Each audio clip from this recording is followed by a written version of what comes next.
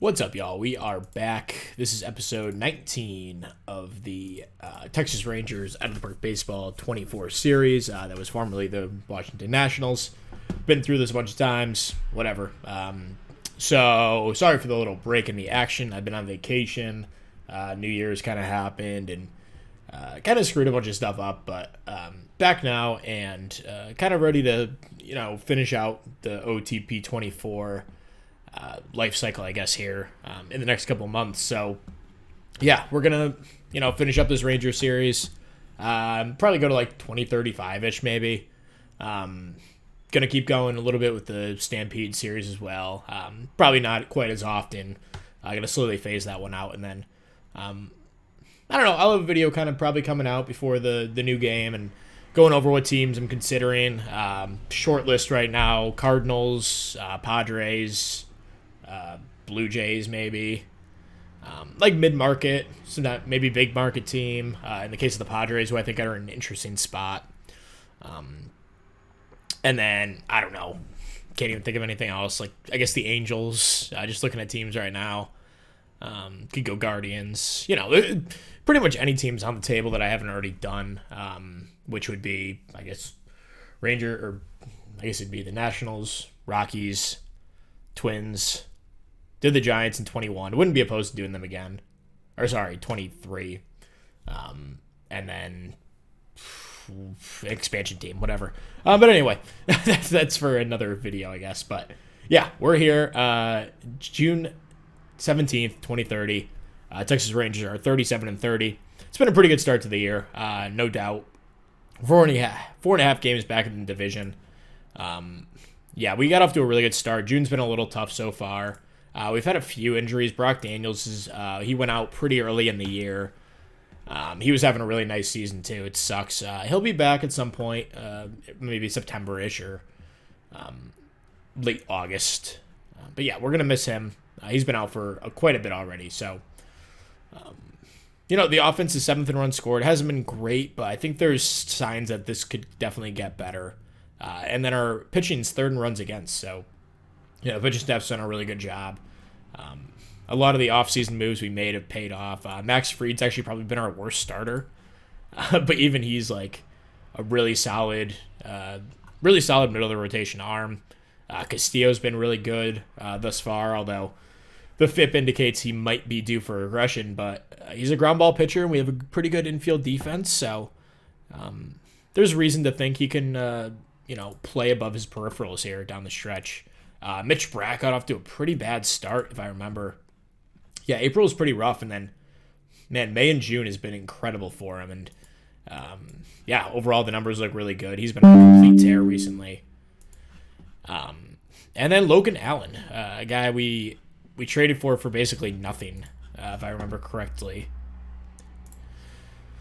Xander Darby, this guy is playing independent ball now. But, yeah, we got him for basically nothing. They are eating 35% of the deal. He's under contract for next year as well, and he's had a really nice season so far. Then in the bullpen, Steven Cruz hasn't been great, but hopefully he can turn it around. I keep getting pop-ups because my computer hasn't been started in a little bit. But, yeah, he's had trouble with the home run ball. But if he can get that under control, I have no real doubts that he can be a good player for us. Joe Jimenez, Lucas Jacobson in the back end have been solid. Freddie Pacheco's done a nice job. Then Mark Church and Cole Henry have done pretty decently in middle relief. And then we just called up this guy who was a minor league free agent signing. I think at the beginning, right when we took over this team. Somewhere around there. And then Cole Irvin out of the bullpen has done a decent job as well. And then hitting-wise, this is where I think we can probably improve a little bit, just naturally. This is all levels. Yeah, Josh Young's been our one superstar, but he missed a lot of time. He went out a couple of weeks into the season. This is about the time that Brock Daniels went out as well. Missed 6 weeks, but when he's been out there, he's been freaking awesome. But when he was out, it was it's pretty tough to find offense here. Eric Bloomer has actually probably been our best full-time player. You can see his ratings have kind of jumped up a little bit. He looks like just a total stud, and playing an awesome left field. Could be our center fielder moving forward. depending on how Chris Sarver bounces back from a tough start. I guess we just go for him. He's been fine, but he no longer has a 75 range. Still a really good defensive center fielder. But yeah, we need a little more offense, I think, from him.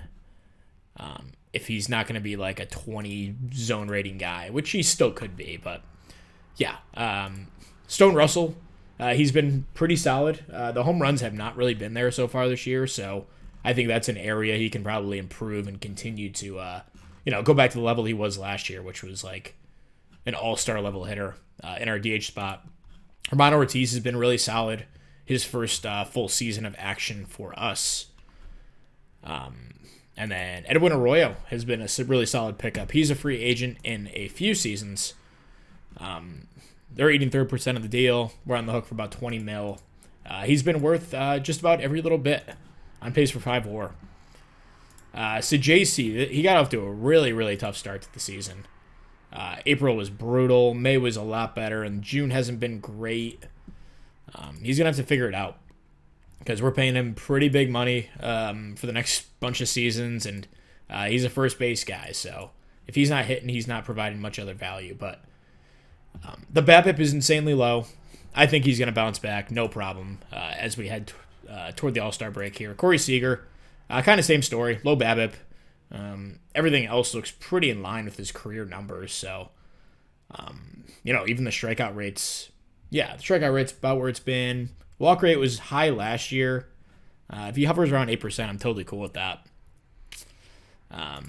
Steve Crow, his first action as our starting catcher, and he's been really solid. 4.9 framing runs in 50 starts. He's been good. Joe McCall lost his starting job. He wasn't horrible. He was actually playing really good outfield defense. But yeah, he was starting mostly because Josh Young was out. So when Young came back, I kind of pushed McCall to the bench, and we're rolling with Bloomer and Sarver in the other outfield spots. Braylor Guerrero, a guy I guess we didn't get him in trade, but they got him in trade from the Rays in 2027. He got off to a scorching start this year in AAA. I called him up. Hasn't gotten a ton of opportunity yet, but maybe he can play an impact. Colomares hasn't done much, and then Logan Tanner has been our backup catcher, and he's been god-awful. So, there's probably a reason that I stopped here when I was simming through this off camera. Just checking out Phil Wick here. Yeah, I mean, he looks pretty decent. The FIP looks good. I'm going to call him up to AA.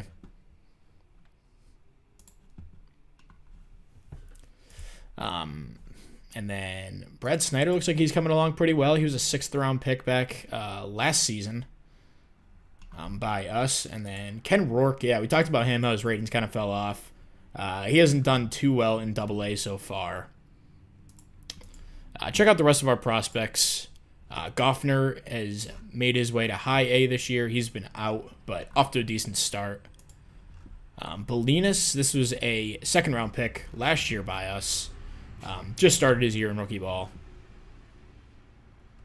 I don't think there was anything else too notable. Josh Shawley was a 3rd-round pick last year. Push him up to high A to start the season. Hasn't done too well there, but his ratings are good enough where I think he can hang at that level.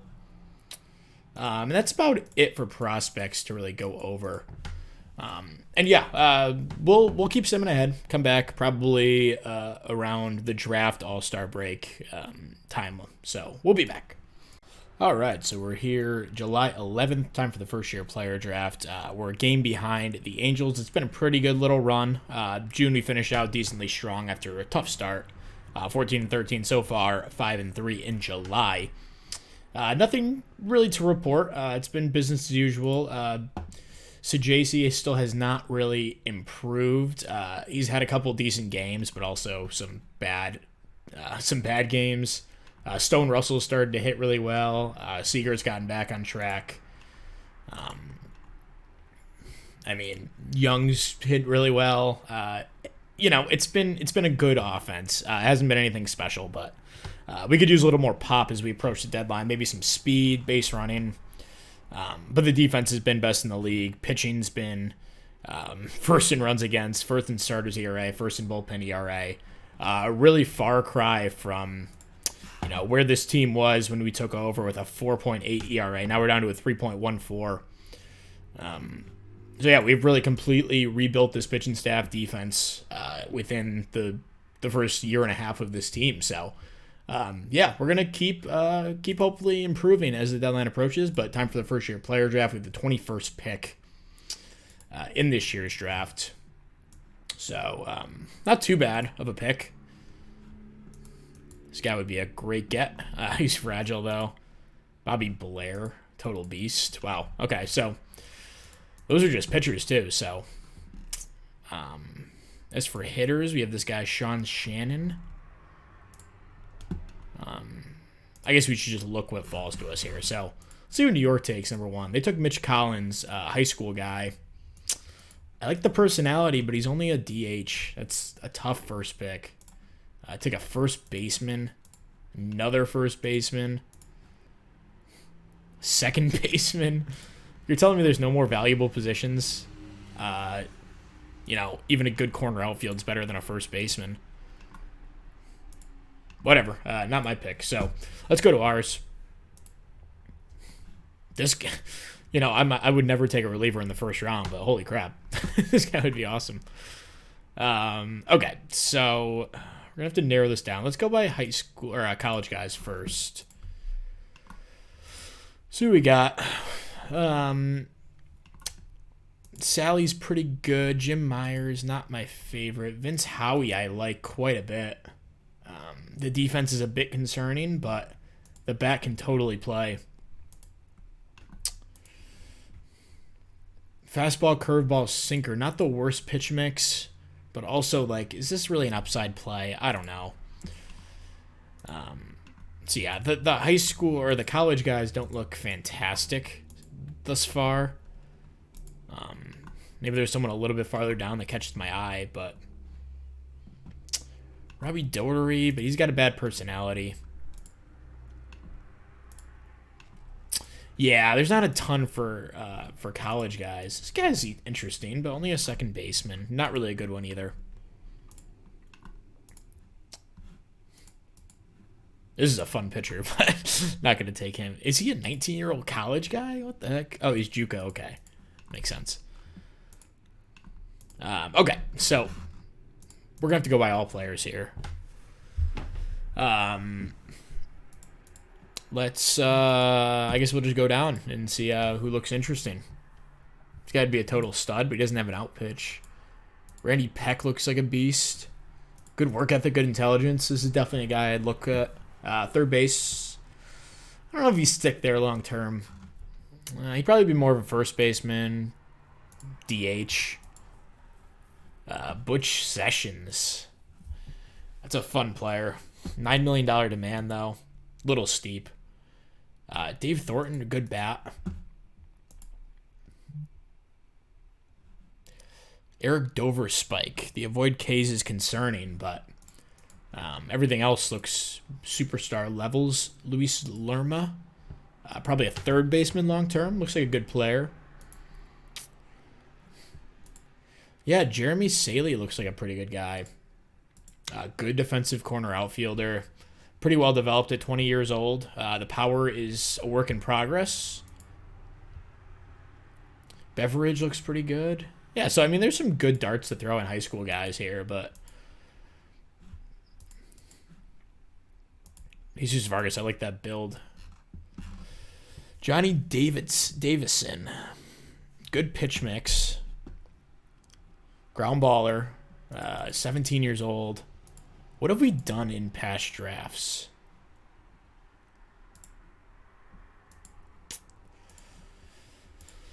Go to draft history. So last year we took pitcher. Year before we didn't take anyone actually that year. They took Ken Rourke, which not a great pick if you're asking me with the 10th overall pick. But we took Bolinas. So yeah, we took college arm, high school bat, college bat,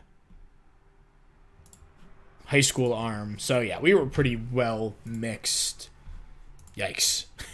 Mike Coleman just has not worked out at all.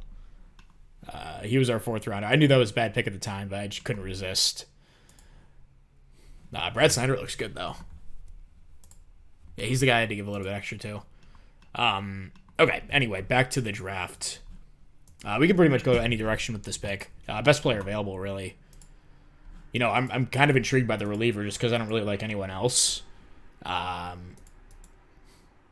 mean, it's a good question. Is like 6 years of a awesome reliever worth a top 20 pick, top 20-ish pick?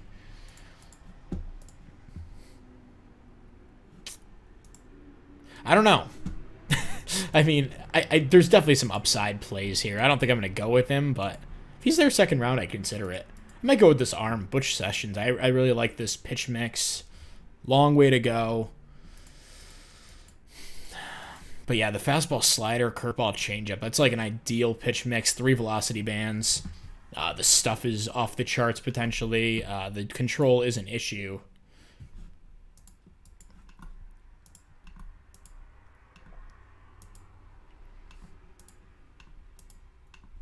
Who is that third base? Yeah, it was Randy Peck.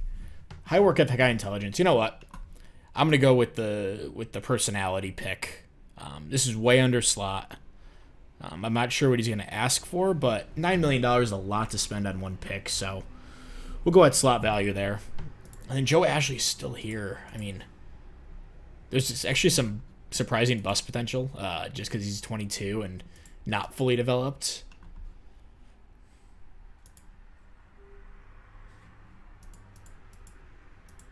Yeah, he doesn't have the pitches. Bad personality. Reguelo's kind of interesting. Low demand. Kind of a couple of dart throws on corner infielders. I don't hate it. Let's look at shortstops. See what's out here. Ooh, I like this Tim Schiller. Can probably fake it at shortstop, and a good defensive outfielder as well. You know, at the very least, he's a utility guy. The intelligence concerning. Overall, I like that. I like that a lot. Braz. I mean, Thayer is probably the best bat here, but the defense versatility is not there. Same with Chester. I don't think Irwin's better. This guy's fun, but probably not going to happen. Yeah, I think I'm going to take Tim Schiller here. I think he can be, you know, this bat will play at shortstop or second, I think, and he can definitely play utility role, like a super utility role. Let's check everyone else. Just make sure there's no one else really passing over. I mean, is it worth taking like a DH guy here? We already have a ton in our system. And I typically look for guys who I can plug at any position and kind of build that way. I think Schiller makes a ton of sense. It's not like we're reaching for him. He's definitely in this range of picks. Joe Ashley's still here, 3rd round. Oh, this is a 2nd round. That was a comp pick, it looks like. Who is that for?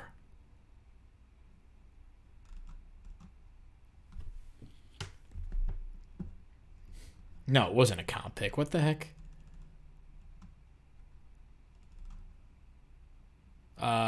Okay. That was a 22nd. So what is... Oh, this is a 2nd round comp pick. Okay, got it. I mean, this is basically a free pick. High intelligence. Screw it. I'm taking the reliever. Let's go. 2nd round reliever. Horrible value, but it's a free pick for... I don't even know who was the guy we lost in free agency. I don't even remember. I'm kind of curious. I just haven't played this in a while. Let's go positional. Was it a pitcher? Oops. Must have been a pitcher. Oh, Dylan Cease?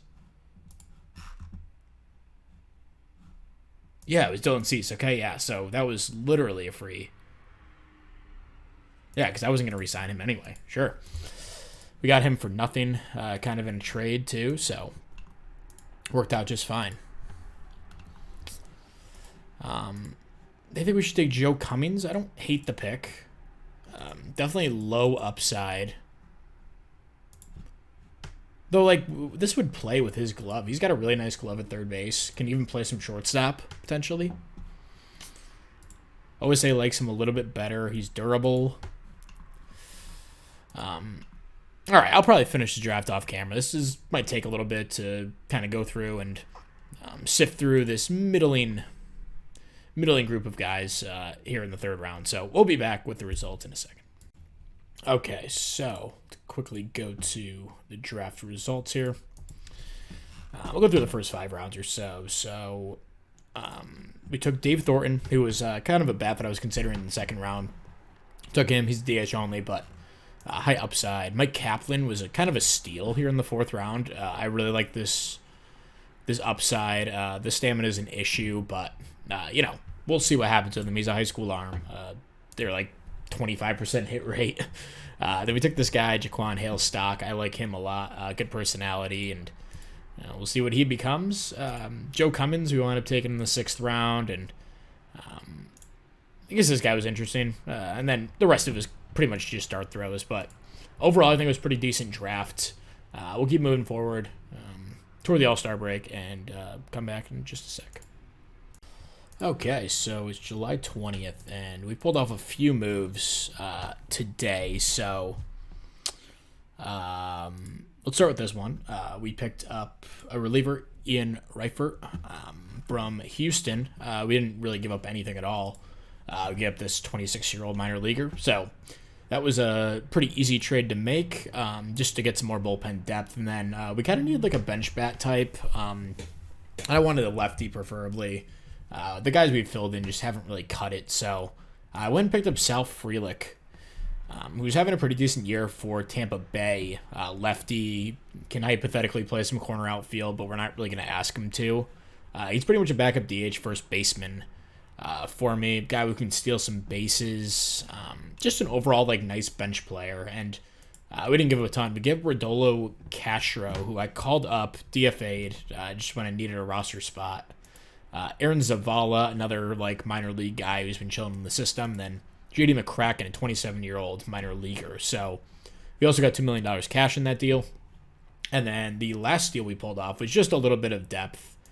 We give Jim Harris, who's a 25-year-old, decent enough pitcher, but he's, probably not going to crack my team at any point. And we picked up Matthew Wood, who has a really good personality, having a decent year so far in Tampa Bay, has 3 option years. He is eligible for arbitration, so that does complicate things, but, if things go south with him, we could just, not offer him a contract, but he can chill in AAA. We called up Rafael Marchand to be our backup catcher. What's his name was just not cutting it. Where the heck even is he? Logan Tanner was just not cutting it. He was dreadful when he was out there. So, I think that's going to be it for all the moves. We'll send them to the deadline. Maybe we'll have an injury or something that we need to make another move. But this is probably what we're going to roll into the second half with. One piece of news is we've moved Chris Sarver to the bench. He wasn't horrible, but also like just not providing any offensive value. So we're putting Joe McCall out there in left field every day, moving Eric Bloomer to center field. He can definitely handle it. I'm not concerned. And, our defense doesn't really suffer too much because McCall's still a good defender in left field. So that's pretty much the last piece of info here as we kind of move here into the second half. So JC started to hit a little bit better. Been had a nice little run here, hitting some home runs, on pace for 37. So that's good to see. Stone Russell has been awesome. And I guess we'll keep moving forward. We'll go up to the deadline, see if there's anything else we need to do. But this team's looking pretty decent. All right, so we have one more move to announce. We did have a Stephen Cruz injury. This isn't necessarily why I'm making this move. I just really think we have a good enough team to win the World Series this year, so we're going all in. We're giving up Ken Rourke, who's a former first-round pick, right before I got here. I'm not his biggest fan. Admittedly, he could work out and be a really good player for someone, but he's a first baseman. We have Sajasi at first. We have Stone Russell blocking up DH. Like, he just has no path to playing time. So we're going to flip him for a bunch of rentals. So it'll be Josh Hader, bringing him back to Texas. Not having the best season, but, he's Josh Hader, and we'll take our chances with him. David Peterson, they're going to eat the rest of his deal. He's been a decent starter throughout the save. About a league average guy, 130 ERA plus. Overall, really solid. He might come out of my bullpen, might start, probably bullpen. And then Mitchell Miliano, who I really like. So we're going to pick up these three guys for Ken Rourke. And that'll be our last move of the deadline, I'm almost certain at this point. So we pick up 3 for 1. That does leave us with some roster decisions. So I think Cole Irvin, unfortunately, is going to be DFA'd. He's had a rough little stretch here. David Peterson's basically going to take his place on the team.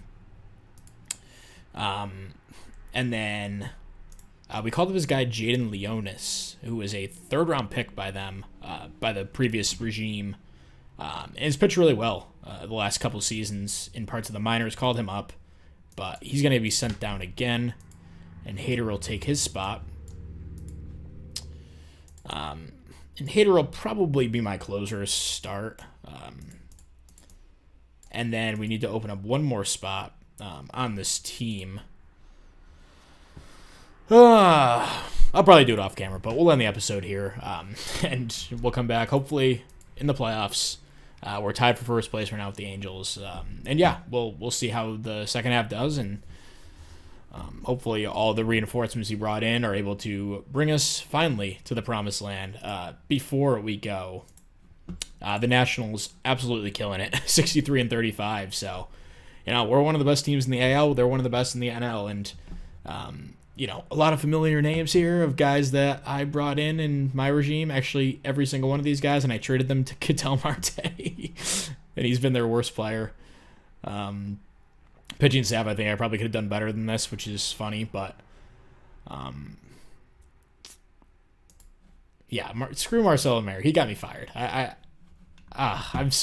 really hope we face him in the World Series, because also this guy Arturo Perez, who was a minor league free agent signing of mine, international guy, he's up in the majors.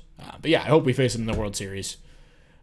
They've been awesome this season. But yeah, that'll be it for this episode.